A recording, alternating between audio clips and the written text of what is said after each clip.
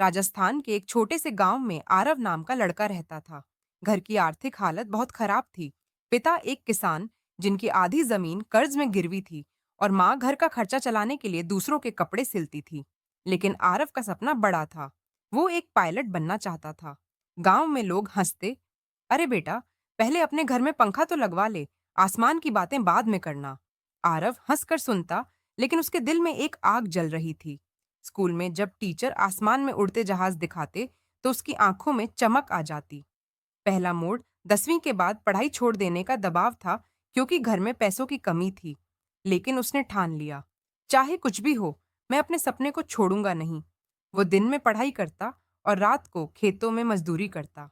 ठंडी हवाओं में गन्ना काटते काटते उसके हाथों में छाले पड़ जाते, लेकिन हर दर्द उसे अपने सपने के और करीब ले जाता। संघर्ष की राह। पढ़ाई के लिए उसे शहर जाना पड़ा। वहां किराए का एक छोटा सा कमरा लिया, जिसमें न पंखा था न सही बिस्तर। दिन में कॉलेज, शाम को ट्यूशन पढ़ाकर पैसे कमाना, यही उसकी दिनचर्या थी। कई बार पेट भरने के लिए सिर्फ पानी और एक सूखी रोटी होती। लेकिन हर रात सोने से पहले वो खिड़की से आसमान की ओर देखता और कहता, एक दिन मैं उस आसमान में उड़ूंगा। टूटने का पल एक बार फ्लाइट ट्रेनिंग की फीस भरने के लिए उसके पास पैसे नहीं थे। लगा कि अब सब खत्म हो जाएगा। उस रात उसने माँ को फोन किया। माँ बोली, बेटा, सपनों की कीमत पैसे से नहीं, जज्बे से चुकाई जाती है। जब तक तू हारा नहीं, सपने जिंदा हैं। माँ के शब्दों ने उसकी हिम्मत लौटा दी।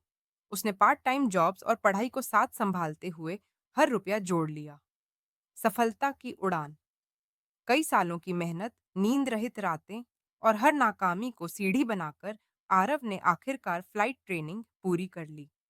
पहली बार जब वो पायलट यूनिफॉर्म पहनकर गांव लौटा, तो वही लोग जो कभी हंसते थे, तालियां बजाकर उसका स्वागत कर रहे थे। आरव ने आसमान में उड़ते हुए सिर्फ जहाज नहीं, बल्कि अपने गांव के बच्चों के सपनों को भी पंख दिए। सीख। सपनों का आकार बड़ा होना चाहिए, चाहे रास्ता कितना भी मुश्किल क्यों ना हो। अगर जज्बा मजबूत है, तो आसमान भी छोटा